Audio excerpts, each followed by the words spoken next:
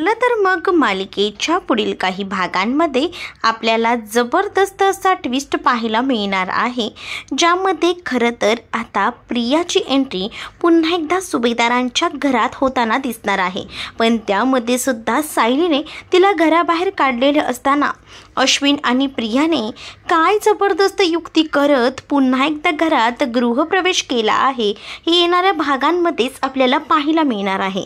जर तुम्ही आपल्या चॅनलवर नवीन असाल ना, तर चॅनलला नक्कीच सबस्क्राईब करा, कारण आपण या भागामध्ये तेच पाहणार आहोत की त्या दोघांनी काय युक्ती करून ते दोघंही जण घरात पुन्हा एंटर केलेलं आहे। चला तर मग आता वेळ न घालवता आजच्या या भागाला सुरुवात करूया। प्रियाने आता जेलमधून सुटण्यासाठी बरीच युक्ती लढवलेली असते असं म्हणायला हरकत नाही, कारण आहे ना, तिनं आता त्या महिपतला भडकवलेलं असतं।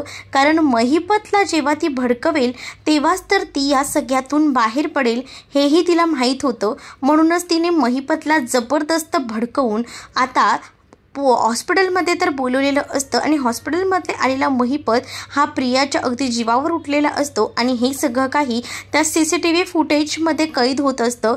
प्रिया कशीबशी स्वतःची सुटका करत असते आणि ती स्वतःचा जीव वाचवते, पण या सगळ्यामध्ये आता प्रियाची सुटका तर होणारच असते, कारण प्रियाला त्या वकिलांनी एक पुरावा मागितलेला असतो आणि तो पुरावा आता स्वतःहूनच महिपतने प्रियाच्या सुटकेसाठी प्रियाला दिलेला असतो। त्यामुळे प्रियासाठी हे सोने पे सुहागा म्हणतात ना, अगदी तसं काहीसं झालेलं असतं। म्हणजे तिने जो काही प्लॅनिंग केलेलं होतं ते प्लॅनिंग अशा पद्धतीनं तिनं सक्सेस केलेलं होतं। ते प्लॅन तर तिचं सक्सेस तर झालेलंच होतं, पण दुसरीकडे मात्र आता जो महिपत होता ना, त्याला मात्र या सगळ्याची कल्पना नव्हती की या सगळ्या गोष्टी अशा पद्धतीने घडतील आणि त्यामुळे या सगळ्याचा हा फायदा तिला होईल असं त्याला स्वप्नातही वाटलं नव्हतं। आणि त्याच वेळेला मात्र आता पुढे आपल्याला पाहायला मिळतं, महिपतच्या डोक्यात तर तिनं ग्लास फोडलेला असतो, पण नेमकी ना आता तिथे पोलीस येतात, ते हवालदार तिथे आल्यामुळे आता त्याची सुटका जी आहे ती त्याला करून घ्यावी लागणार असते। म्हणूनच तो लगेच तिकडनं पळ काढतो, कारण त्याला माहिती आहे तो जर जास्त वेळ तिथे राहिला तर त्याला प्रॉब्लेम होऊ शकतो। म्हणूनच त्याने आता कशीबशी स्वतःची सुटका तिथून केलेली असते। हवालदारांना 4 पैसे देऊन तर तो तिकडनं बाहेर पडलेला असतो, पण आता जी प्रिया असते ना, तिने मात्र आता तिला जे CCTV फुटेज हवं असतं ना ते तर मिळवलेलं असतं। म्हणजेच तिनं आता सांगितलेलं असतं की माझ्या जीवावर तो उठला आहे आणि तुम्हाला माझ्या बोलण्यावर विश्वास बसत नसेल तर तुम्ही CCTV फुटेजही चेक करू शकता। CCTV फुटेजच्या माध्यमातून तुम्हाला सगळ्या गोष्टी कळतील असं देखील तिनं वकिलाला सांगितलेलं असतं। आणि वकीलही म्हणतो की बेस्ट पुरावा दिलेला आहे तुम्ही, कारण आपल्याला हाच पुरावा हवा होता आणि आपल्याकडे तो पुरावा आलेला आहे। त्यामुळे आता मिस तन्वी यांची लवकरच सुटका देखील होईल असं देखील आता सांगितलेलं असतं। आणि त्यामुळे आता अश्विनही प्रचंड खुश असतो, पण त्याला महिपतचा सुद्धा राग आलेला असतो, कारण महिपत जो आहे तो कधीही आपल्या बायकोवर हल्ला करू शकतो। जसं काल रात्री घडलं तसं आताही घडू शकतं आणि म्हणूनच तो मात्र तिला सोडून कुठेही जायला तयार नसतो। मात्र आता रडून रडून तन्वीनेच म्हणजे प्रियानं आता ती सत्य कहाणी वकिलासमोर मांडलेली असते आणि तो वकील जो आहे तो आता प्रियाची निर्दोष सुटका सुद्धा करणार असतो। तो म्हणत असतो की आपल्याला हाच पुरावा हवा होता आणि अगदी आपल्याकडे तो पुरावा आलेला आहे। आणि तिनं रडून रडून तिची सत्य कहाणी सांगितल्यामुळे तो वकीलही आता एकदमच तिच्या सगळ्या काही गोष्टींना भुलतो। त्याला असं वाटतं की खरंच ही मुलगी किती काही गोष्टी सहन करते आणि इथे अश्विनला सुद्धा हेच वाटतं की आपली बायको किती या सगळ्या त्रासातून जाते, आपल्या बायकोची आपल्याला सुटका करायला हवी आणि म्हणूनच तर त्याने या सगळ्यातून तिची सुटका जी आहे ती केलेली असते। तर दुसरीकडे मात्र आता गणपती विसर्जन होत असतं। गणपती विसर्जन होत असतानाच आता सायली अर्जुन जे आहेत त्यांना सुद्धा आता विचित्र वाटत असतं, कारण एवढे दिवस त्यांच्यासोबत बाप्पा राहिले होते, बाप्पासोबतचे त्यांचे काही क्षण चांगले होते आणि काही वाईट, पण तरीसुद्धा त्यांना आता लवकर बाप्पा जायला नको होते आणि त्याचसाठी दोघंही जण बोलत होते की बाप्पा यावर्षी आलात, जसं आमच्या घरातील पिढा तुमच्यामुळे दूर झाली, तसंच आम्हाला पुढे सुद्धा आम्हाला अशीच मदत करत राहा, आम्हाला ज्या काही गोष्टी आहेत त्या सगळ्या संकटांपासून दूर ठेव, असं देखील बाप्पाला विनंती करत ते दोघंही जण बोलत असतात. त्यानंतर आता सायली आणि अर्जुन बेडरूममध्ये जातात. जेव्हा सायली अर्जुन बेडरूममध्ये जातात ना, तेव्हा सायली अर्जुनला म्हणत असते की काय झालंय तुम्हाला, तुम्ही आज एवढे गोड गोड का बघताय. त्यावर अर्जुन सायलीची माफी मागतो, कारण ना ते जे काही रात्री स्वप्न पडलेलं असतं ना, त्या गोष्टीमुळेच आता सायली जी आहे ती विचार करत असते. पण अर्जुनला त्या सगळ्याचं वाईट वाटतं. अर्जुनही आता विचार करतो की नाही, बिचारा सायलीला माझ्यामुळे काय काय सहन करावं लागतंय, आणि म्हणूनच तो तिची माफीही मागत असतो. तो तिला म्हणत असतो की माझ्याकडनं खूप चुका झाल्या आहेत, पण यानंतर अशा चुका होणार नाहीत, असं बोलूनच तो आता अक्षरशः तिच्यासमोर हात जोडत असतो. आणि ह्या सगळ्या गोष्टींमुळे सायलीला सुद्धा अर्जुनकडे पाहून हसू येतं, कारण अर्जुन जो आहे तो सायलीला प्रत्येक ह्याच्यामध्ये मदत करत होता. तर आता गणपती विसर्जन झालेलं आहे, पण पुढे ही तयारी करायची आहे ना. मग आता दसऱ्याची तयारी करायला हवी. नवरात्री आहे, त्या नवरात्रीमध्ये सुद्धा आपल्याला घट बसवायचे आहेत आणि आपल्याला त्या सगळ्याची तयारी करायची आहे. गणपती तर खूप छान गेले, यावेळेला डेकोरेशनही खूप चांगलं झालं होतं, अशी त्यांची डायनिंग टेबलवर चर्चा सुरू असते. आणि तेवढ्यातच आता तिथे आलेली असते ती म्हणजे प्रिया तिथे आल्यानंतर सगळीजण दाराकडे पाहू लागतात, कारण प्रियाने आल्या म्हटलेलं असतं की मी तुमच्याबरोबर मदतीला आहे, तुम्ही काळजी करू नका, मी असताना तुम्ही बिलकुलही टेन्शन घ्यायची गरजच नाही. आणि असं बोलूनच ती आता भयंकर अशी रागारागात आलेली असते. तिला आता सगळ्यांचा बदला घ्यायचा असतो आणि म्हणूनच ती पुन्हा एकदा सुभेदारांच्या कुटुंबामध्ये येते. परंतु आता जेव्हा ती सुभेदारांच्या कुटुंबात पुन्हा एकदा आलेली असते ना, तेव्हा मात्र आता सगळीजण रागारागात दारावर जातात. तिला पुढे एकही पाऊल टाकू देत नाही. सरळ ती लोक म्हणत असतात की तू जर एक पाऊल जरी पुढे टाकलंस ना, तर यात राग, लक्षात ठेव काय करेन ते. सायली तर आता जोरात त्या प्रियाच्या कानफाटात लगावून देते. प्रियाला म्हणत असते की तुझी हिंमत कशी झाली पुन्हा या घरात पाऊल ठेवायची, हे घर माझं आहे आणि हे घर माझं असताना या घरामध्ये दुसरं कोणीही आलेलं मला चालणार नाही. आत्ताच्या आता चालती हो. तर दुसरीकडे प्रियाला मात्र या सगळ्याचा धक्का बसतो. प्रियाने तर गालाला हातच लावून घेतलेला असतो. पण त्याच वेळेला आता सायली म्हणत असते की ही नाटकं ना माझ्यासमोर करू नकोस. त्याच वेळेला आता अश्विन जो आहे तो सायलीला म्हणत असतो की तिची निर्दोष सुटका झालेली आहे. परंतु आता अश्विनला सायली एकही शब्द बोलू देत नाही. सरळ सायली अश्विनला म्हणत असते की तुम्ही शांतच बसा, आणि तिनं प्रियाच्या हाताला धरलेलं असतं. प्रियाच्या हाताला धरून ती तसंच खेचत खेचत तिला बाहेर घेऊन येते.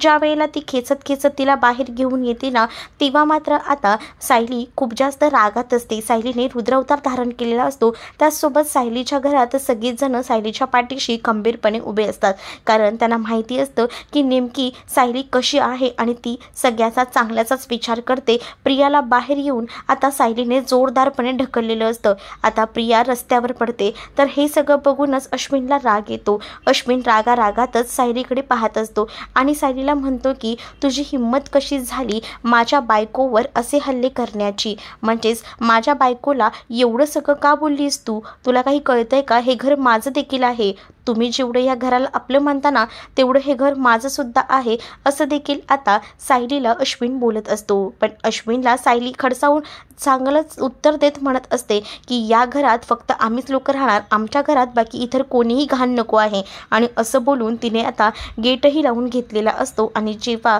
तिने गेट लावून घेतलेला असतो ना, तेव्हा मात्र आता इकडे अश्विन चकित होतो. पण आता या सगळ्यामध्ये अश्विन आणि प्रिया खचून न जाता आता काही झालं तरी सुद्धा आम्ही हे घर सोडून जाणार नाही, असं तर त्यांचं नक्कीच झालेलं असतं.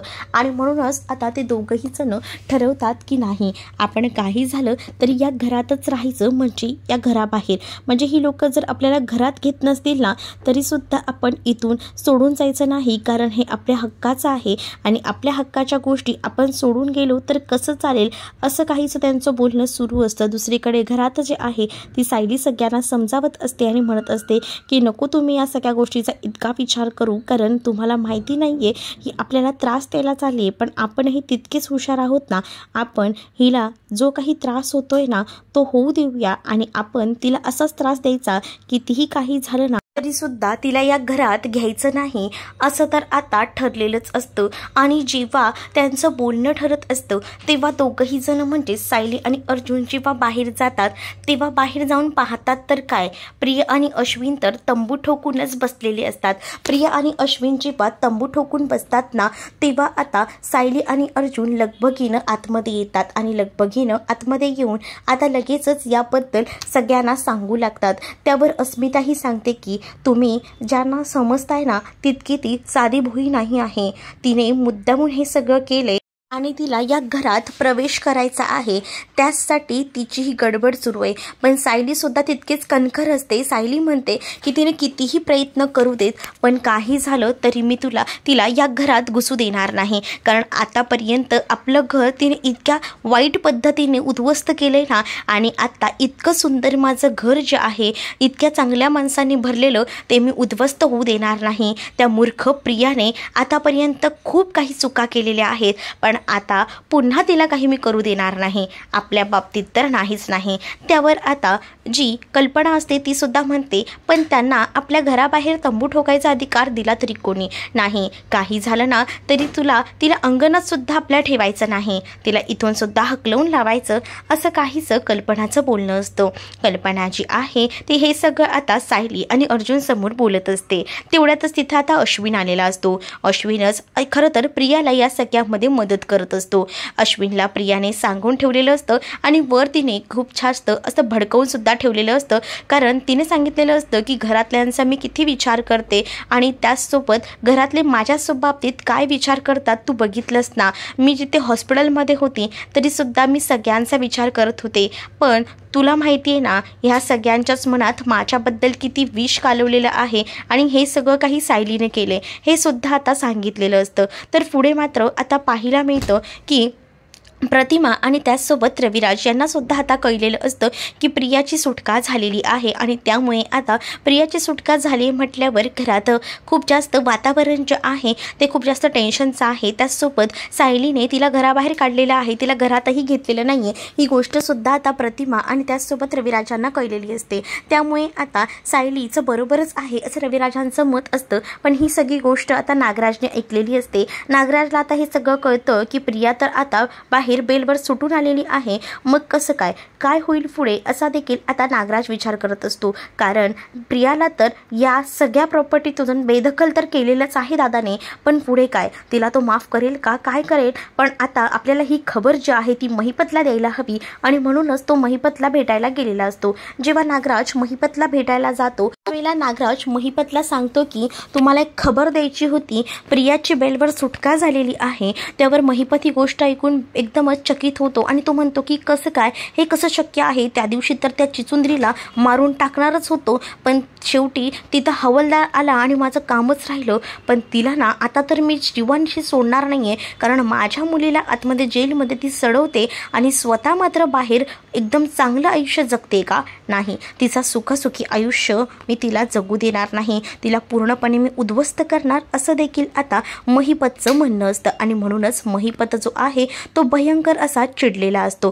तो आता या सगळ्याबद्दलच बोलत असतो। पण दुसरीकडे मात्र आता नागराज म्हणत असतो की त्या सगळ्या गोष्टी तर ठीक आहेत, पण तिला सुभेदारांनी सुद्धा घरात घेतलेलं नाहीये हे मला समजलं आहे, आणि जेव्हा सुभेदारांनी सुद्धा तिला घरात घेतलं नाहीये ही गोष्ट जेव्हा आता महिपतला समजते तेव्हा महिपत म्हणतो की चालेल, चला सोने पे सुहागा आहे, म्हणजेच माझं कामच झालं, मला ज्या गोष्टी हव्या होत्या त्याच गोष्टी आता शक्य झालेल्या आहेत, बाहेरच्या बाहेरच या प्रियाचा कसा काटा काढतो ना ते बघतच बस, नाही हिचं सत्य अख्ख्या जगासमोर आणलं ना तर माझंही नाव मी महिपत शिकरे लावणार नाही असं महिपत नागराजला म्हणत असतो। दोघंही जण अगदी दारूच्या नशेत असतात आणि बोलत असतात। तर दुसरीकडे मात्र आता अश्विनला प्रचंड राग आलेला असतो, कारण सायलीने आता ठरवलेलं असतं की तो जो काही तंबू बाहेर ठोकला आहे ना प्रियाने तो उद्ध्वस्त करायचा, आणि म्हणूनच प्रियाचा तो तंबू उद्ध्वस्त करायला सायली बाहेर गेलेली असते। आणि त्याच वेळेला अश्विन हा खूप जास्त खवळतो आणि अश्विन म्हणत असतो की तुम्ही आम्हाला सुखाने जगूच देणार नाही का, कारण आधीच माझ्या बायकोला चूक नसताना तुम्ही जेलमध्ये सडवायचा प्रयत्न केलात, नंतर ती निर्दोष सुटून बाहेर आली तरी सुद्धा तुम्ही तेच करताय. म्हणजे तुम्हाला नेमकं करायचं तरी काय आहे? तुम्ही या सगळ्याचा चुकीचा फायदा करून घेताय का?